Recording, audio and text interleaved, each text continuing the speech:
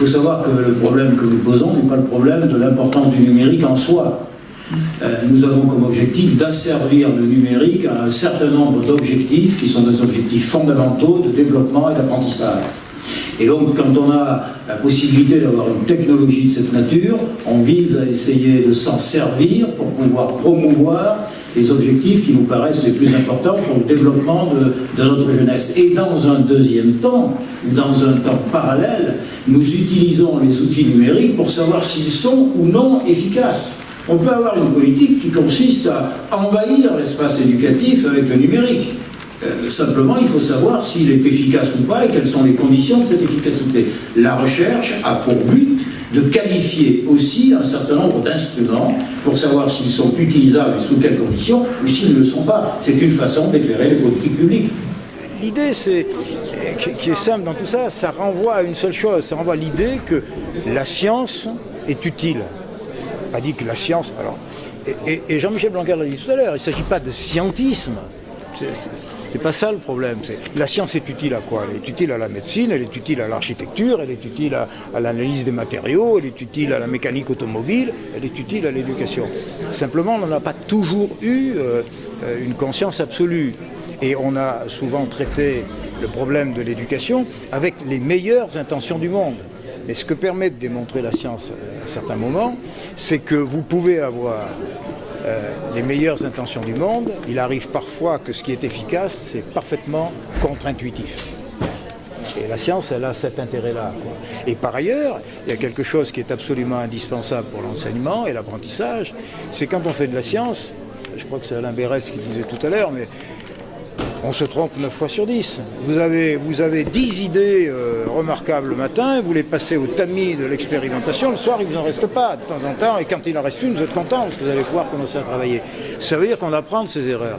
Si on fait un travail, et les gens disent, non, les chercheurs, qu'est-ce qu'ils font, ils cherchent, qu'est-ce qu'ils trouvent? Oui, mais enfin, vous faites quelque chose, vous ne trouvez rien.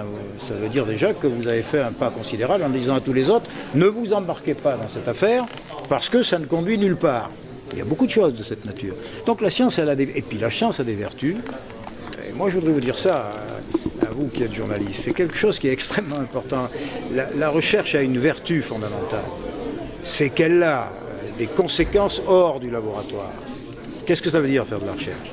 Ça veut dire comparer ce qui peut être comparable. Ça veut dire ne pas apporter de jugement indépendamment de la comparaison. On a besoin de ça dans tous les métiers. Absolument dans tous les métiers. Et ce qui me paraît évidemment important, c'est qu'on est obligé de soumettre ces idées à l'épreuve des faits quand on fait de la recherche. Vous avez une idée, vous la soumettez à l'épreuve des faits. Elle ne tient pas.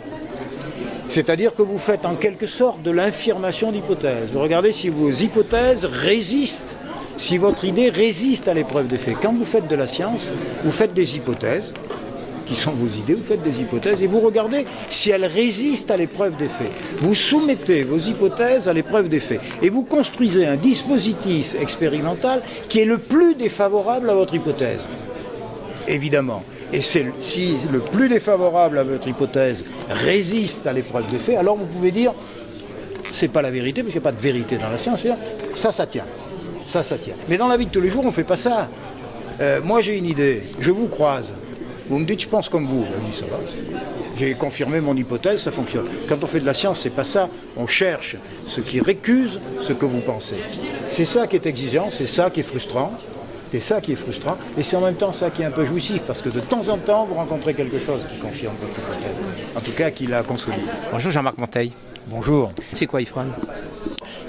C'est un appel d'offres autour, le terme ça veut dire formation, recherche et animation. C'est un appel d'offres qui a été lancé à l'échelle nationale, qui a recueilli 120 projets. Parmi ces 120 projets, il y a eu 22 lauréats. Donc très sélectif donc. Oui, très sélectif. Et puis ces lauréats associent évidemment les équipes de recherche, qui sont au cœur du dispositif, le dispositif éducation nationale, c'est-à-dire des collèges, des lycées, des écoles élémentaires, la filière du numérique, c'est-à-dire des entreprises entreprises, avec des start-up et éventuellement des associations des collectivités territoriales.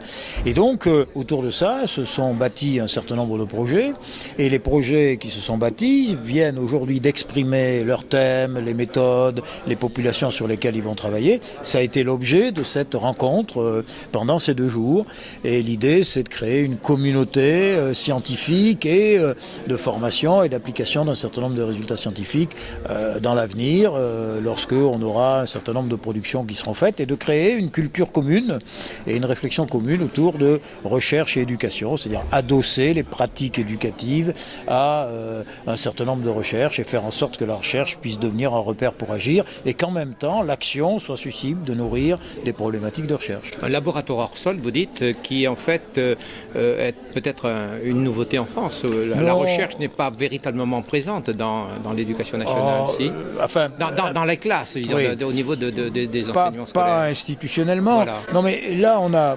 Bon, j'ai utilisé cette expression qui vaut ce qu'elle vaut, consiste à dire c'est en quelque sorte un laboratoire hors les murs et pluridisciplinaire, parce qu'il y a de l'informatique, des sciences cognitives, de la psychologie, des sciences de l'éducation, on trouve un ensemble de disciplines tout à fait différentes, mais en même temps sur un même objet qui vise à essayer de produire soit des technologies qui soient susceptibles d'être créatives d'une certaine façon pour l'éducation, soit asservir un certain nombre de technologies aujourd'hui du numérique pour pouvoir atteindre des objectifs qui sont les objectifs fondamentaux d'enseignement, d'apprentissage, et puis aussi regarder si un certain nombre de ces technologies numériques sont efficaces ou non. Parce qu'il est évident que c'est pas le numérique en soi qui va résoudre les problèmes. On peut inonder numériquement, si j'ose dire, ou de manière numérique, l'ensemble des établissements scolaires. Il faut savoir si les outils qu'on utilise ont une efficacité ou n'en ont pas. Donc il y a aussi une dimension d'aide à la décision publique, quoi. La recherche, donc, doit prendre une place importante. La recherche, elle est évidemment importante dans tous les domaines. Je veux dire, dans le domaine médical, dans le domaine des technologies, dans le domaine agricole, dans tous les domaines. La recherche est une façon de construire une représentation du monde et une réalité qui permet en effet d'agir dans des univers complexes et d'être plus efficace, etc. Dans l'éducation, c'est la même chose. L'éducation, la pratique d'enseignement, la pratique éducative, même s'il y a des tours de main, c'est pas seulement un art, quoi. Ça a besoin de s'adosser à un certain nombre de choses objectives qui permettent de dire si ces conditions-là sont réunies, la recherche permet de dire que si ces conditions-là sont réunies, voilà ce qui probablement va se passer. Et ce qui va se passer là est peut-être très bon pour l'objectif qu'on poursuit, ou peut être très mauvais pour l'objectif qu'on poursuit. Donc il faut le faire en toute connaissance de cause. Donc c'est une façon d'agir plus lucidement, augmenter le répertoire de réponses du comportement des enseignants par rapport à l'objectif qu'ils poursuivent tous avec une vraie volonté qui est de faire réussir les enfants qu'on leur confie. Mais le fond du fond, c'est quand même la démarche scientifique. Oui. Mais la démarche scientifique, elle a plusieurs intérêts. Elle a un intérêt évidemment fondamental, professionnel pour produire de la connaissance. Et puis la démarche scientifique, elle est de nature à générer des attitudes scientifiques. Et nous ne souhaitons pas que les enseignants deviennent tous des chercheurs, ça n'a pas de sens. Mais que l'attitude scientifique soit une attitude très largement partagée, très largement commune. Et pour ça, il faut être confronté, en effet, à de la pratique, qui est de la pratique scientifique, qui permet de comprendre qu'est-ce que ça veut dire comparer, pourquoi il faut comparer, pourquoi il faut comparer ce qui est comparable, pourquoi il faut faire les choses, toutes choses égales par ailleurs. On peut dire que ce sont des éléments extrêmement simples, mais cette culture-là, cette attitude-là, c'est une façon d'être au regard des faits, au regard de la preuve qu'il faudrait éventuellement apporter, etc. Donc, d'une certaine façon, je devais faire un mot, je dirais, le laboratoire a des vertus très au-delà du laboratoire. Surtout aujourd'hui, à l'heure d'une post-vérité qui se généralise, oui, absolument. Et pour lesquelles d'ailleurs les journalistes rencontrent un certain nombre de difficultés. Absolument. Et la recherche est aussi une façon extrêmement importante aujourd'hui de faire la différence entre la croyance et les savoirs. Merci beaucoup. Je vous en prie, avec plaisir.